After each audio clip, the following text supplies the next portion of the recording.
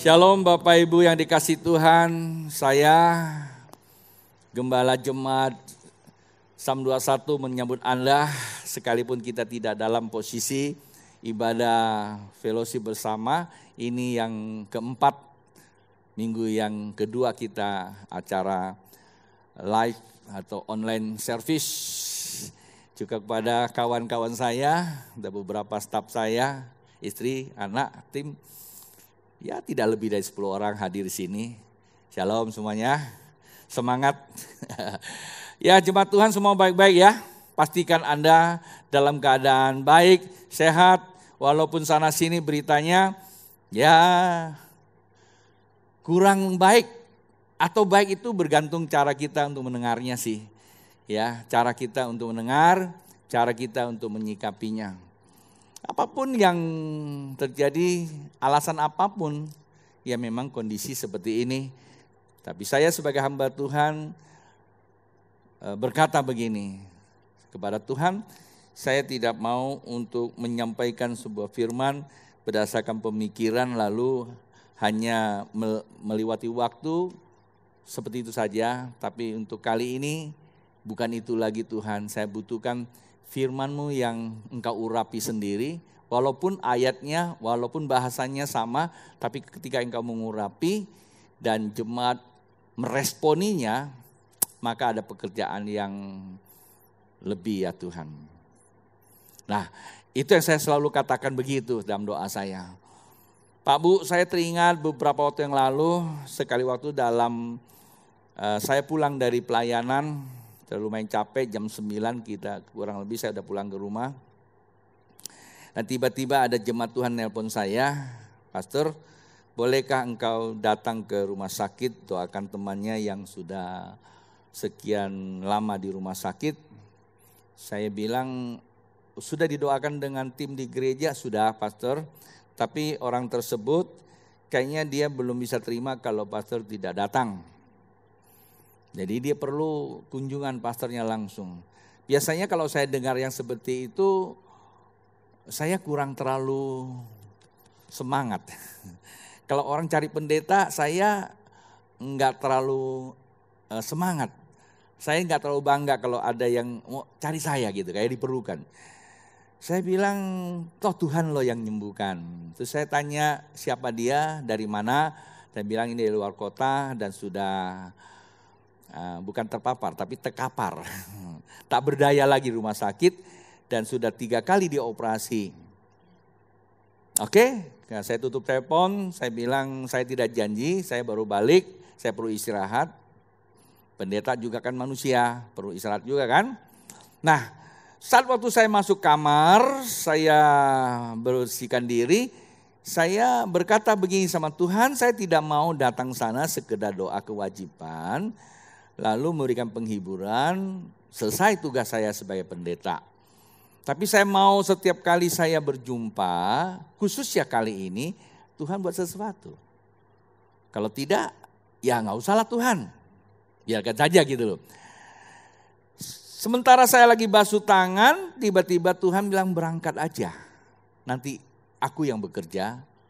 Oke, saya ajak istri saya pergi jam 10 malam di rumah sakit.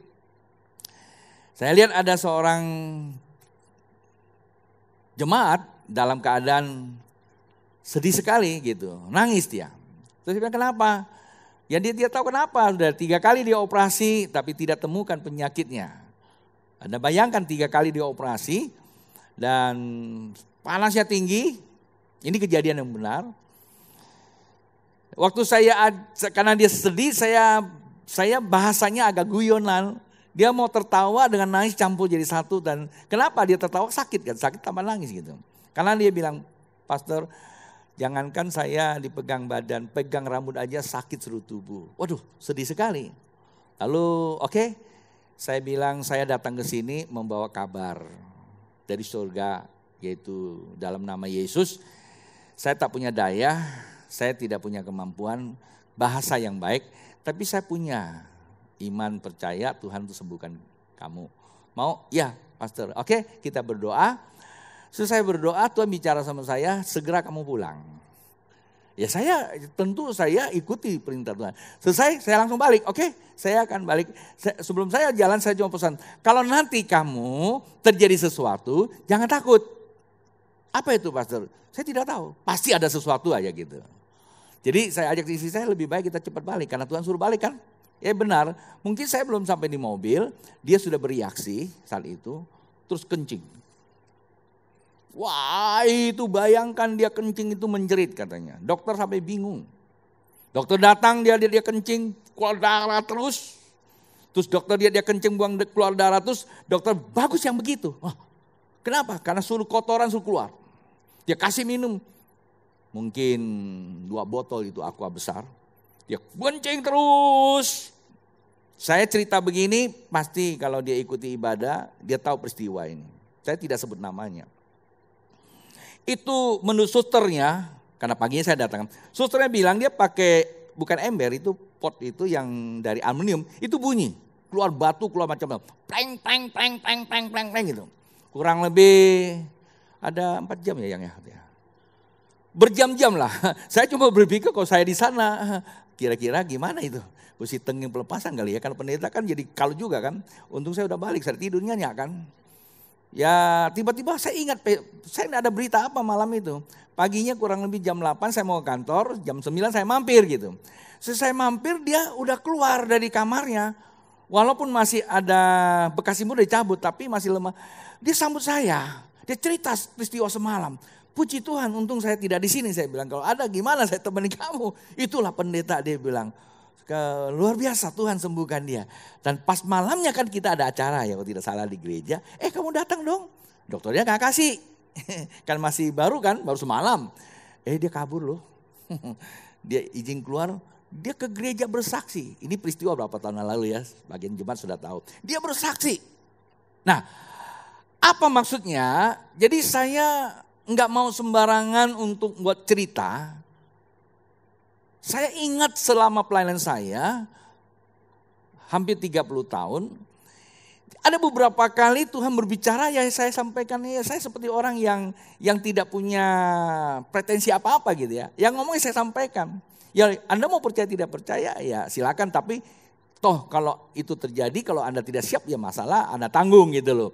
Nah kembali lagi kepada kita semua bahwa kenapa peristiwa yang sedang melanda dunia ini yang sudah kita bicarakan, lalu apa harus yang kita persiapkan. Nah malam ini saya membawa sebuah cerita dalam Alkitab, itu penting buat kita. Kenapa saya katakan penting? Karena ini menjadi isu. Isu apa? Isu ada begitu banyak orang yang kurang memahami tentang kata ibadah sehingga membuat dia merasa gak ibadah. Online juga dianggap kayaknya gak ibadah tuh. Kayak tidak ibadah tuh katanya. Kenapa? Ya kami gak bersekutu, dia bilang di rumah. Saya pikir ibadah itu sebenarnya bukan bergantung kepada suasana ibadah ya. Bergantung pada suasana hati. Nah dari situlah saya berkeinginan untuk menyampaikan pesan firman Tuhan. Malam ini beberapa menit ke depan kita akan simak.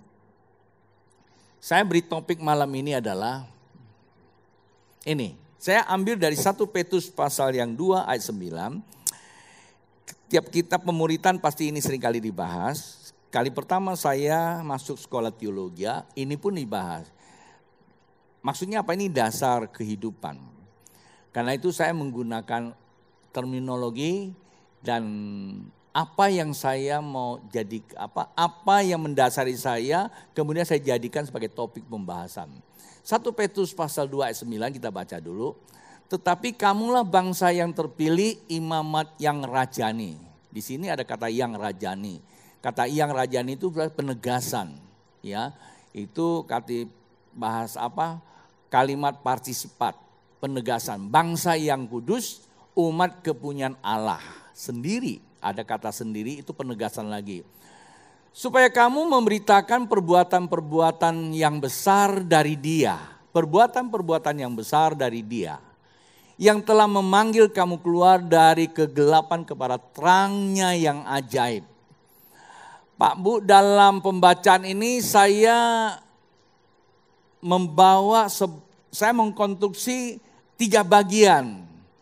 Saya penggal lagi kalimat-kalimat kecil dari ayat ini.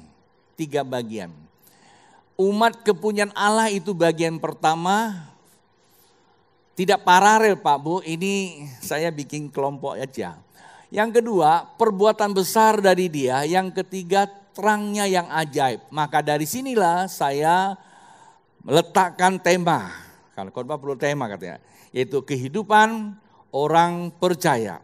Boleh diulangin jemaat Tuhan, saya dengan suara Anda, tapi saya percaya Anda mengikuti apa yang saya sampaikan. Kehidupan orang percaya. Nah, kehidupan orang percaya harus memiliki ketiga bagian ini. Kenapa? Karena Rasul Petrus adalah orang yang dekat dengan Tuhan Yesus dan dia menggambarkan tentang kehidupan orang percaya. Ayat inilah menunjukkan orang percaya. Orang percaya disebut orang percaya. Dari mana kita mulai berbicara? Konteks malam ini saya berbicara orang percaya itu dari kalimat ini. Kalimat ini saya letakkan satu ayat firman Tuhan di dalam Matius pasal yang kelima ayat yang ke-16.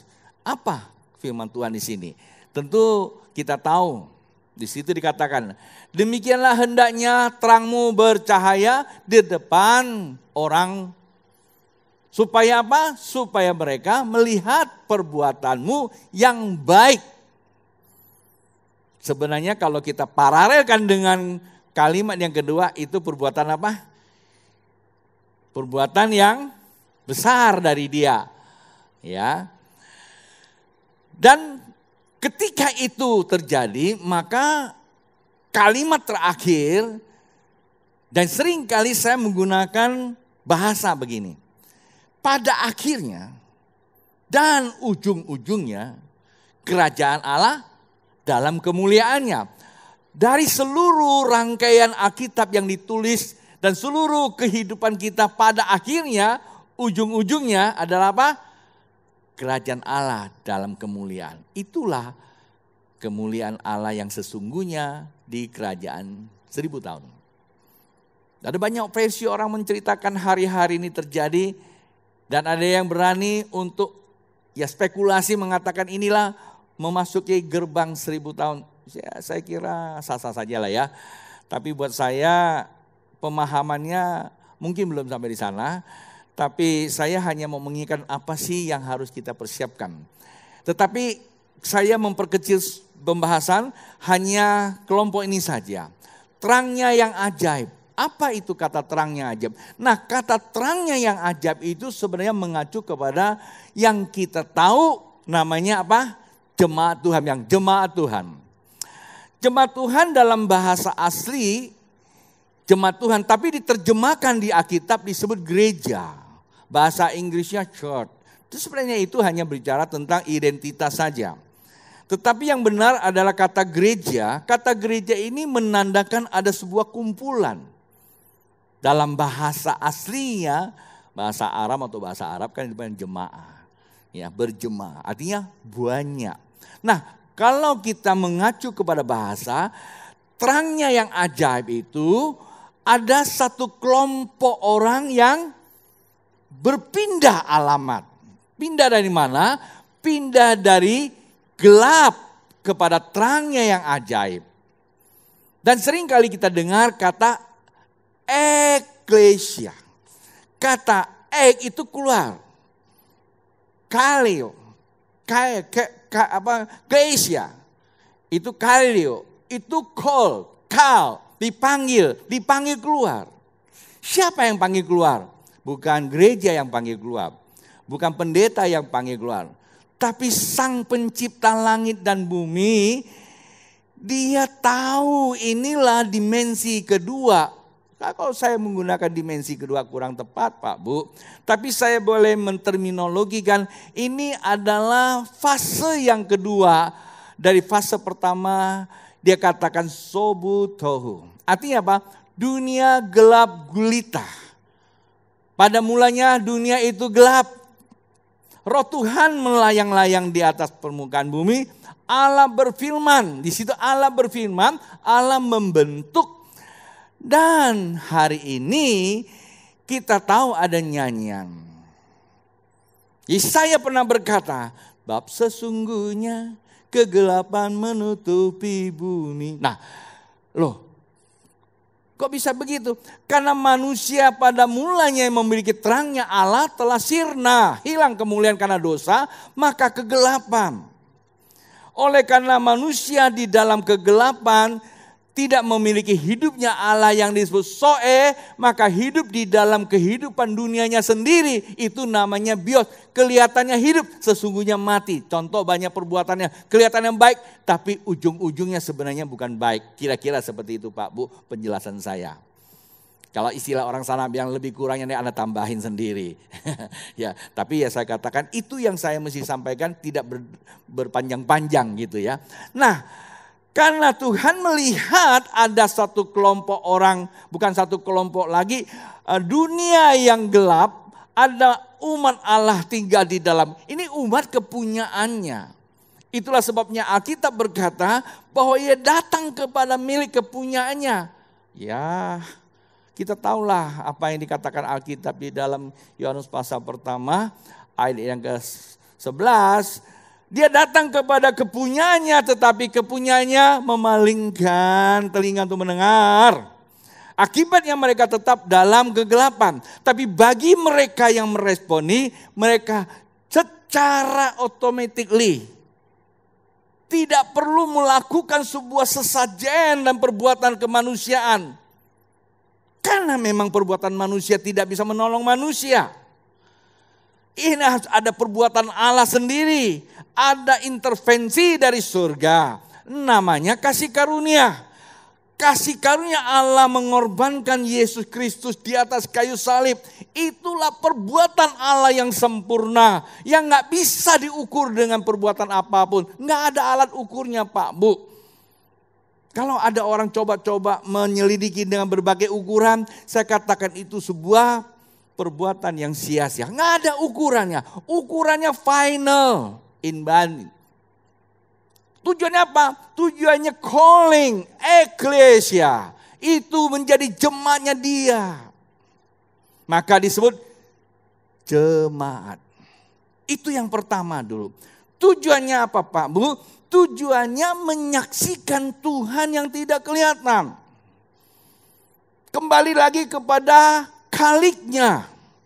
Kalik manusia gambarnya bukan gambar gereja kekinian. Kamu dari gereja mana? Aku dari gereja mana? Oh ini gaya Pentakosta, ini gaya Katolik, ini gaya Protestan. Bukan itu.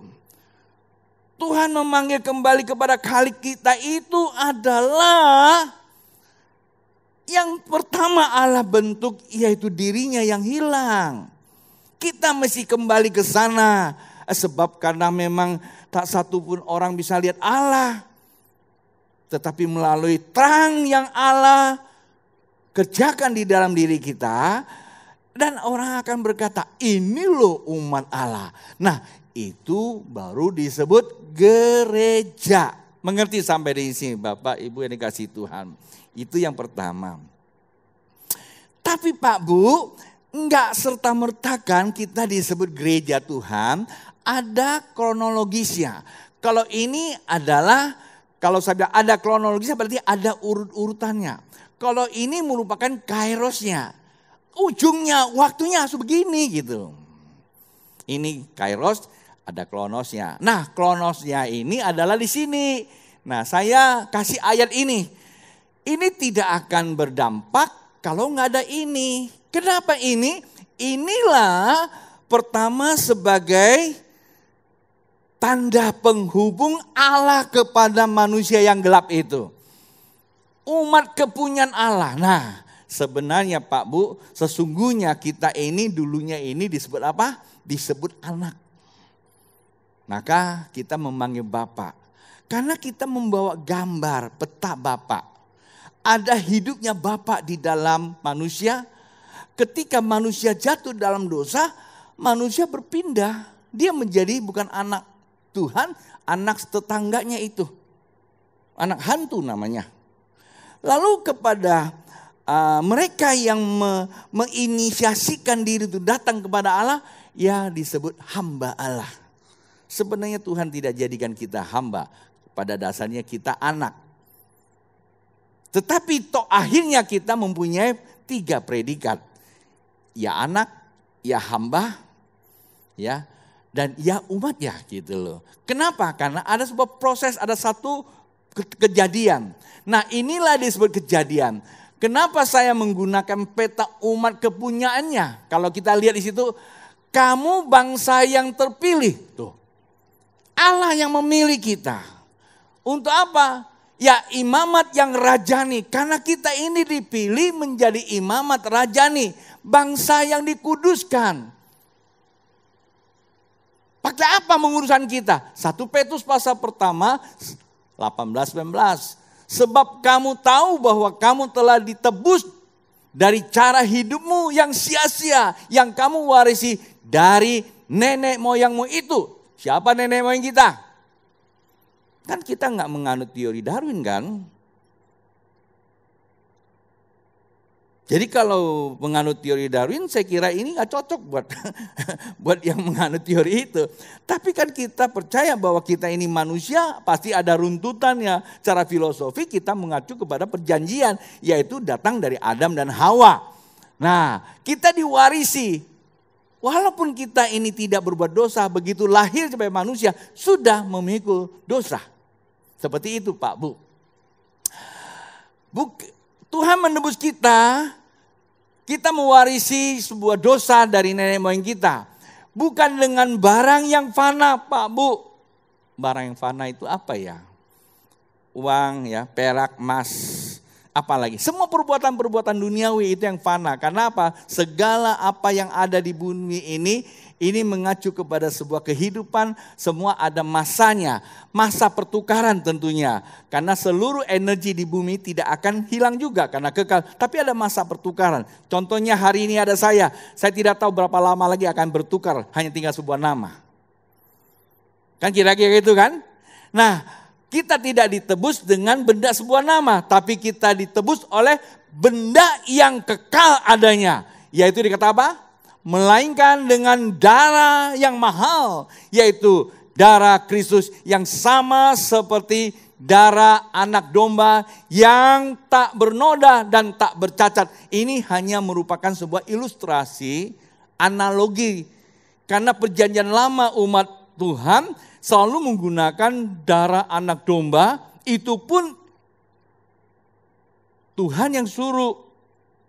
Tapi itu enggak sempurna. Bagaimana Tuhan? Tuh melihat Tuhan itu luar biasa. Walaupun Tuhan mempunyai suatu cara yang sempurna, tapi Tuhan tidak mau hilangkan cara yang lama. Cara yang lama itu tetap dipakai sebagai apa? Simbol. Tapi yang benarnya adalah ini. Sehingga Tuhan tidak tiba-tiba ini gagal gak mampu, ini yang baru. Enggak.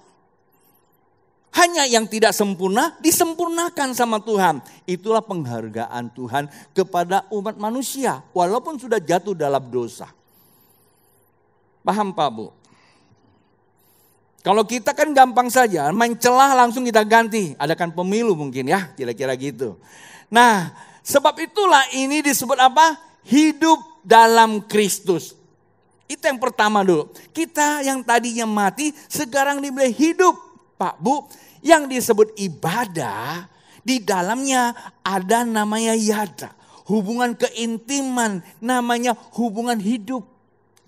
Ini bicara personal, bukan komunal. Setiap pribadi, di mana saja, kapan saja. Saban waktu kami orang Jakarta bilang, ketika kita bernafas, kita ucap syukur. Itulah penyembahan kepada Allah yang hidup. Ketika saya mengangkat ini, saya mengakui Tuhan terima kasih loh. Kalau enggak ada Tuhan enggak ada, walaupun diproduk oleh mereknya. Itu namanya hubungan pribadi. Lalu kita luangkan waktu baca firman-Nya. Untuk apa Pak? Bu, kita baca, kita mengenal Dia. Jangan kita mudah disesatkan. Karena hari-hari ini ada begitu banyak orang yang pintar baca, pintar menerjemahkan, pintar juga untuk berspekulasi. Dan dia mengacaukan logik kita berpikir. Ketika logika kita sudah dikacaukan, terjadilah ketidakseimbangan. Mudah itu distimulasi, mudah itu dirasuk. Sehingga ada pikiran yang tidak seimbang masuk. Kemudian dia akan memberikan pikiran-pikiran yang nama irasional. Kamu akan wow, luar biasa. Bahaya, ini ilmu psikologi begitu. Dibuat Anda bingung dulu. Bahasa yang khayalan saja. Halusinasi. Anda kan gak bisa terjemah karena logika Anda gak masuk. Walaupun Anda profesor, kalau saya dapat begini bingung Anda kan. Baru saja saya lihat ini, kamu bingung kan. Begitu Anda tertarik masuk, kekunci dia. Kesadaran Anda berpikir hilang. Mulai Anda dikendalikan maksud dan niat dia. Ini dia mateng. Itulah sebabnya kita baca Alkitab untuk kita mengenal. Inilah namanya ibadah, penyembahan.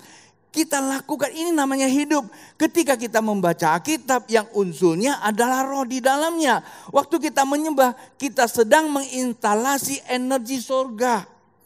Seperti kita lagi cas, ini ada mobil listrik. Ketika dia berhenti, dia ngisi listrik, dia itu ngisi kembali. Ada pencerahan hati kita. Kalau kita sering nyembah, saya nggak punya waktu bercerita Pak Bu. Perbedaan orang yang menyembah Tuhan, dia gak pernah takut mati. Walaupun memang dia bukan mau cari mati. Mati itu bakal datang kapan saja. Kalau kita banyak nyembah, soal virus corona kita tahu bisa membuat orang mati. Tapi bukan itu isunya. Mati itu soal waktu. Bagaimana kena pendeta yang kena itu? Ini hanya bicara kondisi saja. Bukan barang apes dia. Bukan A juga kan. Apakah kita semua kebal? Yang persoalan adalah pada saat kamu tahu kamu mati di mana. Itu aja toh. Saya bukan nakut-nakuti loh. Dan ini hubungan pribadi dulu. Jangan kita terus gunakan ego kita terus bicara sana bicara sini. Hanya membela diri berdasarkan pikiran kita. Seakan kita lebih hebat. Itu bukan seperti itu lagi. Zaman sekarang bukan itu. Maka hubungan pribadi dulu. Ini namanya hidup. Ini adalah gereja Tuhan yang sesungguhnya. Karena gereja itu ada dua elemen. Satu disebut organik. Artinya itu bicara organ tubuhnya Tuhan. Hidup itu namanya. Yang kedua namanya apa? Organisasi. Apa itu? Nah yang kedua ini nih. Perbuatan besar dari Tuhan. Kisah para Rasul pasal yang keempat ayat 31. Dan ketika mereka sedang berdoa, goyanglah tempat mereka berkumpul itu. Nah kata berkumpulnya 1 atau 2 itu Pak Bu. Rame kan? Dan mereka semua penuh dengan Roh Kudus. Lalu mereka memberitakan firman Allah dengan berani. Ini berbicara tentang apa? Kehidupan orang percaya. Kalau tadi hidup itu bicara personal. Tapi kalau kehidupan bicara komunal. Kalau kita komunal ini datang kepada satu tempat semua boleh datang, itu kayak mall. Kita belanja. Gereja atau jemaat Tuhan kan gak seperti itu. Ada komitmennya. Nah sini dikatakan mereka berkumpul berarti ada komitmennya. Hari ini seluruh bangsa kita diminta komit menghadapi COVID. Bukan pemerintah jahat. Bukan pemerintah mau merampas kebebasan kita. Karena COVID ini sedang melanda dunia. Cara memutus mata rantainya tidak ada cara komitmen kepada peraturan pemerintah. Hindarilah berkumpul di luar. Termasuk juga di gereja. Terus gimana kesimpulan? Wah gak ibadah dong. Pak Bu, ibadah bukan sekedar kehidupan. Berkumpul. Kehidupan itu berbicara tentang persembahan hidup kita. Kalau tadi itu penyembahan. Ini berbicara perbuatan Allah yang ajaib. Di sini katakan perbuatan besar dari Tuhan. Mereka berkumpul perbuatan yang besar dari Allah apa? Kalau Bapak Ibu baca ayat ini, saya penggal dari sebuah peristiwa di mana murid-murid Kristus terancam penganiayaan.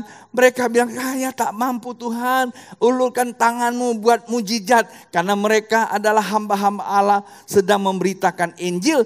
Allah curahkan rohnya yang dijanjikan itu. Dan tiba-tiba umat Tuhan kepenuhan roh dan mereka penuh dengan keberanian memberitakan Injil. Di situ saya menterminologikan, maksudnya saya mengartikulasikan bahasa ini, kalau nggak bisa mengerti lah. Saya memberikan pengertian seperti itu adalah orang percaya, dia itu suka berkumpul dalam sebuah ikatan, sehati, sepikir, sepenanggungan. Itu perbuatan yang ajaib. Di situ roh Allah turun atas mereka. Memberitakan Injil. Mungkin kita akan berkata, pastor kami kan kondisi sekarang bukannya berita Injil. Kami sekarang lagi hadapi musuh yang terbesar adalah COVID. Saya katakan COVID-19 bukan musuh terbesar. Musuh terbesar adalah ego di dalam hati kita. Manakala kita ego, ketakutan, kita sembunyi di rumah, lalu kita mulai cari tempat yang paling aman, justru tidak ada tempat yang paling aman. Pak Bu, apapun alasannya, kita punya Tuhan, kita harus punya sebuah komitmen hidup berjemaat. Itulah kehidupan, itulah gereja. Gereja itu pembawa terang, tetapi jangan lupa energi gereja, bukan energinya, yaitu adalah organisasinya, organiknya, organnya. Organnya pertama hubungan dengan Allah. Itu bicara personal. Itu disebut gereja secara organik. Tubuh Kristus. Harus selalu bersama dengan dia. Dan yang kedua, yaitu bicara tentang kehidupan. Itu berorganisasi. Ada yang mengatur. Ada yang memimpin. Ada yang mengarahkan. Supaya tertib. Hari ini kita tidak bisa berkumpul. Tapi kan komitmen kita tidak putus. Dan ketika kita sudah melakukan komitmen, kita juga perlu tahu kewajiban kita untuk memelihara organisasi yang kita punya. Itu masing-masing warna gereja punya warnanya sendiri. Apapun istilah bahwa itu organisasi kita. Perlu kita pelihara bersama. Kita jaga bersama, kita urus bersama, kita biayai bersama. Supaya kita dukung untuk ke depan justru akan lebih berdampak jadi terang. Kan seperti itu. Itu namanya gereja. Ibadah yang pertama adalah penyembahan. Kehidupan kita itu persembahan kita. Kalau memang dimungkinkan kita bisa bersekutu melakukan perbuatan-perbuatan yang lebih dahsyat lagi. Perbuatan sosial, perbuatan ini boleh-boleh saja. Tapi ketika sebuah kondisi tidak memungkinkan, maka itu ditiadakan, tidak ada masalah. Tapi untuk yang satu ini tidak boleh. Hubungan pribadi tidak boleh. Di mana saja, kapan saja, tidak ada waktu, tidak ada tempat yang membatasi Tuhan bekerja. Karena roh Allah maha hadir. Itulah sebabnya saya mengakhiri sharing sore ini. Walaupun waktu saya pergunakan lebih 3 menit untuk sore ini. Karena saya biasa berikan kuliah ya. Pengajaran ini panjang loh Pak Bu. Ini satu SKS ini. Ini hanya dikasih waktu 30 menit. Saya mau selesai. Saya melihat ada kegalauan hati saya, jemaat Tuhan tidak mengerti yang satu ini. Jadi kita mengerti apa arti kata gereja. Gereja punya kewajiban yang pertama. Yaitu karena gereja adalah sekelompok orang yang dipanggil keluar dari gelap. Kebiasaan buruk kita masuk kepada sebuah dimensi baru menjadi terang. Kenapa? Karena kita mempunyai, kita sudah ditebus. Kita kembali kepada kali kita. Kita menjadi organnya Allah. Kita terus menyembah dia. Hubungan saya dengan dia. Secara personal. Tidak usah dipersoalkan yang lain apapun. Tetapi ketika saya hidup. Saya butuh mencari kehidupan bersama. Yaitu namanya apa? Ini namanya berjemaat nih. Kita melakukan perbuatan. Ada banyak perbuatan Pak Bu yang bisa kita lakukan melalui persekutuan kita. Lain kali saya akan cerita. Bagaimana mereka kondisi seperti ini mereka terus bersekutu dalam konteks apa? Dalam konteks jaringan. Mereka bisa ciptakan banyak hal. Saya senang dengan beberapa bagian di gereja kita. Dalam kondisi begini mereka buat acara-acara apa? Ada acara yang malam minggu itu. Dan itu sebenarnya tujuannya apa? Tujuan mereka untuk mengetok pintu hati kita. Kita tahu kita susah. Kita tahu kita sedang bergumul. Tapi kita perlu tahu di luar sana juga ada yang bergumul. Mereka perlukan gereja hadir di situ. Yaitu jadi terang. Kalau terang sudah tidak bisa jadi terang lagi, dengan apa Tuhan pakai? Ya mungkin salah satu dengan ini ya. Ke situ. Baik Pak Bu, saya selesai sampai di sini. Lain kesempatan saya share hal-hal yang lebih spesifik berkaitan dengan apa yang sedang kita hadapi. Lalu apa yang harus kita persiapkan, bagaimana kita mengeksekusinya. Saya jemput jemaat Tuhan di mana Anda berada, kita bangkit berdiri, arahkan hatimu kepada Tuhan. Taruhkan tangan kirimu di dada, tangan kamu terangkat, saya akan memberkati untuk Bapak Ibu sekalian. Tuhan Yesus, kami sadar hari-hari ini suasana kebatinan kami terganggu oleh karena suasana kehidupan di luar sana. Tapi firman Tuhan mengajarkan kami, manakala kami menyadari siapa kami telah ditebus, kami telah dipersekutukan kembali kepada Sang Ilahi. Kami menjadi umat kepunyaan Allah. Kami adalah imamat yang rajani. Kami sudah disucikan oleh darah Kristus. Kami tidak perlu lagi buat segala sesuatu yang jelimet secara manusia, kasat manusia, yang terkadang justru malah menjadi menipu manusia itu sendiri. Tapi satu hal yang Tuhan mau adalah hati percaya kami. Dan kami ekspresikan di dalam penyembahan pribadi kepada Tuhan. Penyembahan bukan didasarkan keinginan kami. Penyembahan berdasarkan ada pengenalan kami. Sehingga kami boleh memanggil ya Aba, ya Bapa. Sebagaimana orang Tionghoa berkata, Tian Fu apa?